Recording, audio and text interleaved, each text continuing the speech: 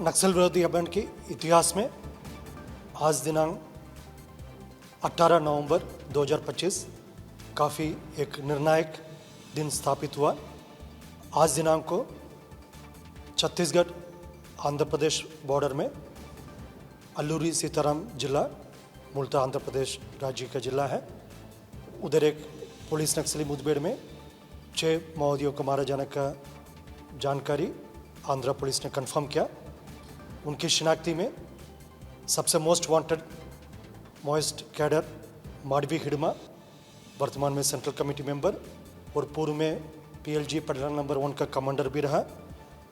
ना सिर्फ बस्तर इलाका में नक्सल विरोध अभियान के दृष्टिकोण से संपूर्ण भारतवर्ष में एक खूंखार माओवादी कैडर के रूप में उनका शिनाख्ती है और उनके ऊपर लाखों के इनाम भी पहले अलग अलग राज्य सरकार ने घोषित करके रखा है और एक आतंक का चेहरा बनकर विगत लगभग 20 वर्षों से दंडकांड स्पेशल जोन कमेटी एरिया के अलावा सीमावर्ती राज्यों में भी कई हिंसात्मक गतिविधि में प्रत्यक्ष रूप से और अप्रत्यक्ष रूप से शामिल रहा।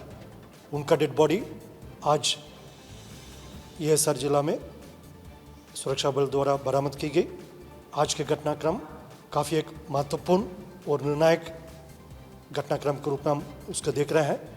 इसके पूर्व में वर्ष 2025 में बस्तर संभाग के अंतर्गत स्पेशल फोर्सेस और केंद्रीय अर्धसैनिक बल ने लगातार माओवादियों के खिलाफ संचालित किए गए अभियान में CPM माओवादी का टॉप लीडरशिप, जिसमें उनके जनरल सेक्रेटरी बसवराजू से लेकर central committee members Sudhakar, Satyanarayan Reddy, के रामचंद्र रेड्डी, अभी गरियाबंद इलाके में मोडम बालकृष्ण चलपति और अन्य जो सीमावर्ती राज्यों में गजाला रवि, सहदेव, विवेकमान जी, इस प्रकार माओवादियों का लगभग 9-10 टॉप लेवल के पुलिट ब्यूरो मेंबर एवं सेंट्रल कमेटी मेंबर्स का डेड बॉडी अलग अलग मुठभेड़ में रिकवर किए गए थे।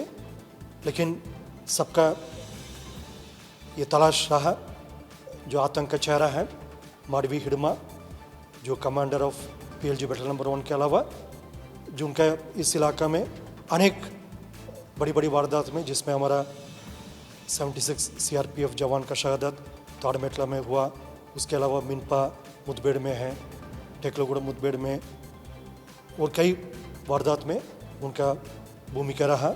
उनका सभी सुरक्षा बल, सभी एजेंसीज, सभी स्पेशल फोर्स ने लगातार नक्सल विरोधी अभियान के माध्यम से उन्हें अप्रिहेंड करने के लिए लगातार प्रयास जारी रखा।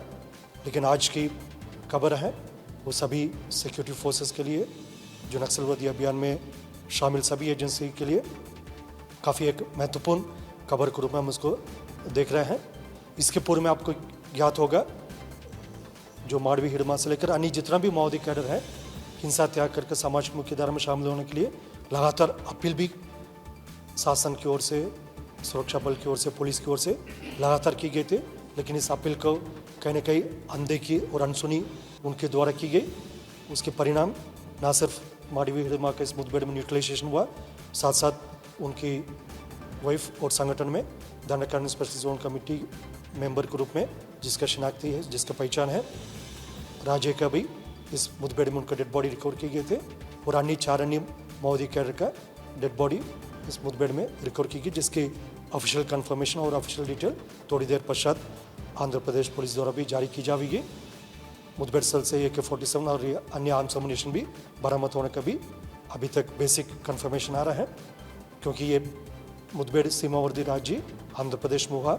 इस संबंधित पूरा ऑफिशियल कंफर्मेशन जो संबंधित सिक्योरिटी फोर्सेस द्वारा आने वाले समय में पूरा विस्तार रूप से की जाएगी। छत्तीसगढ़ के खासतौर पर बस्तर इलाके का इसमें जो महत्वपूर्ण जो बात इसमें है कि माओवादी संगठन का जो रीढ़ की हड्डी है, जिससे लगातार पूर्व में जो माओवादी कैडर्स का टॉप लीडरशिप अलग अलग मुठभेड़ में उनके डेड बॉडी रिकवर करने से काफ़ी हद तक टूट गए थे। लेकिन माडवी हिडमा ऐसा एक नाम रहा जिसके लेकर सभी का कंसर्न रहा और क्षेत्र की जनता से लेकर सभी इस नक्सल विरोधी अभियान में जो शामिल एजेंसीज है, स्टेक होल्डर्स है, सभी ने इस मुठभेड़ को एक निर्णायक घटनाक्रम के रूप में देख रहा है। और आने वाले समय में जो शेष अन्य माओवादी कैडर है जो अभी भी हिंसा का बल लेकर हमारे क्षेत्र की जनता का जान माल को नुकसान पहुंचाने के लिए साजिश रचते हुए जंगल में अभी भी सक्रिय है। उन्हें भी हम अपील करना चाहते हैं, अभी वक्त है हिंसा छोड़कर समाज की मुख्यधारा में शामिल होने के लिए सामने आना चाहिए, अन्यथा जो हमारा अभियान के परिणाम भुगतना पड़ेगा। जिस तरीके से DRG, STF, Bastar fighters, cobra, CRPF, BSF, ITBP, Chhattisgarh arm police और तमाम जो सिक्योरिटी एजेंसीज है, कई एजेंसी का मैं नाम सुरक्षात्मक कारणों से नहीं ले पाऊंगा, लेकिन सभी का संयुक्त प्रयास रहा जिसके परिणाम 2025 में सबके सामने सकारात्मक रूप में हमको देखने मिल रहा है। और आने वाले समय भी हमारा अभियान इसी प्रकार नियमित रूप से जारी रहेगा। इस परिस्थिति में माओवादी के पास मात्र एक ही विकल्प है, हिंसा छोड़कर समाज की मुख्यधारा में शामिल हो जाए, अन्यथा जो अभियान का परिणाम न सिर्फ दंडकारण्य इलाके में, न सिर्फ बस्तर इलाके में, सीमावर्ती क्षेत्र में भी देखने मिल रहा है। उनका भागने के लिए, छुपने के लिए कोई स्थान अभी सुरक्षित नहीं है, इसलिए ये भ्रम से बाहर आ जाना चाहिए। एक जगह से दूसरे जगह भाग जाऊंगा, मैं बच जाऊंगा, इस प्रकार का कोई परिस्थिति नहीं है। कहीं भी भागेगा, पूर्व में भी हम बार बार इस बात को भी बोला है, यदि पाताल में जाए, आकाश में जाए, कहीं भी जाए, सीमावर्ती राज्य में कहीं भी भाग कर जाए, कहीं भी जाएगा, हमारा सुरक्षा बल ढूंढेगा, उसका सही परिणाम तक, सही अंजाम तक अभियान को लेने के लिए हमारा बल सक्षम है। छत्तीसगढ़ के अलावा अन्य राज्यों में कितना इनाम है? अभी प्राथमिक डिटेल ही मिला है, जैसा छत्तीसगढ़ राज्य में सेंट्रल कमेटी मेंबर्स के ऊपर 40 लाख का इनाम है और अन्य अलग अलग राज्यों में भी उनकी स्टेट के द्वारा घोषित इनाम भी है। इसलिए अभी एकदम बेसिक इन्फॉर्मेशन है, इसलिए उनके क्रिमिनल रिकॉर्ड हैं और उनके ऊपर कितना कितना इनाम अलग अलग राज्यों में घोषित है और उनके पूरा प्रोफाइल है, थोड़ी देर पश्चात साझा किया जाएगी।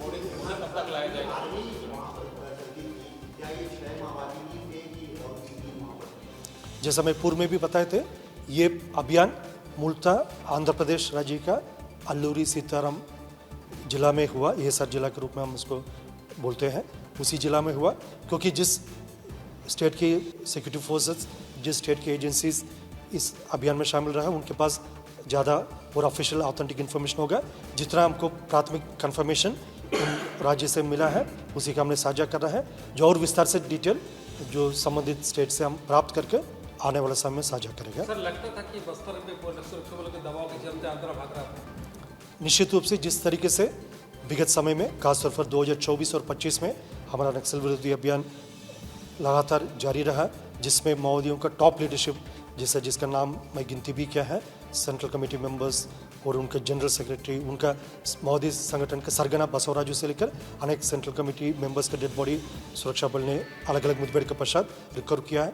इधर खासतौर पर अबुझमाड़ क्षेत्र है, नेशनल पार्क इलाका है और अन्य जो इंटर डिस्ट्रिक्ट बॉर्डर्स है, इंटर स्टेट बॉर्डर्स है, कराईगुटला हिल्स है, ऐसा कोई स्थान नहीं जहाँ पर हमारा सुरक्षा बल अभियान संचालित नहीं किया। विगत 2 सालों में बस्तर क्षेत्र का कोने कोने में हमारा सुरक्षा बल पहुंचा है और अभियान में सकारात्मक परिणाम भी लेकर आए थे। कहीं न कहीं इस दावा के कारण से माओवादी संगठन और उनके कैडर्स लगातार एक जगह से दूसरे जगह भागते रहा। छत्तीसगढ़ तेलंगाना बॉर्डर में भी कई समय तक उनकी इन्फॉर्मेशन जानकारी मिला, उसमें सीमावर्ती राज्य से संपर्क करके हम उधर भी अभियान संचालित किया। उसका उदाहरण है, मतलब कराईगुटला हिल्स में मई 2025 में 31 माओवादी कैडर के डेड बॉडी हमने रिकवर किया। उसमें कहीं न कहीं हिडमा बच निकल गई है, लेकिन उसके बाद भी लगातार हमने उसका अपहरण करने के लिए अनेक अलग अलग प्रकार का अभियान लगातार जारी रहा। सुरक्षा बल ने, सभी एजेंसीज ने उनके ऊपर कंटिन्यूसली एक इंटीग्रेटेड एफर्ट के माध्यम से प्रयास जारी रखा है। इसी कारण से उनको एक जगह से दूसरी जगह भागना पड़ा, लेकिन इस बात को भी हम अनेक बार स्पष्ट किया है, उनके भागने के लिए, छुपने के लिए कोई स्थल ना छत्तीसगढ़ में बचा, ना सीमावर्ती राज्यों में बचा है। सर, कितना सेल बचा है जैसा भी CPM माओवादी संगठन में यदि टॉप लेवल के लीडरशिप को देखा जाएगा, अभी मात्र पोलिट ब्यूरो मेंबर देव जी है, पोलिट ब्यूरो मेंबर गणपति है और सेंट्रल कमेटी मेंबर्स में संग्राम, गणेश उइके और DKSRC मेंबर्स में पापा राव और बारसेदेव, इस प्रकार गिने चुने नाम ही बचा है।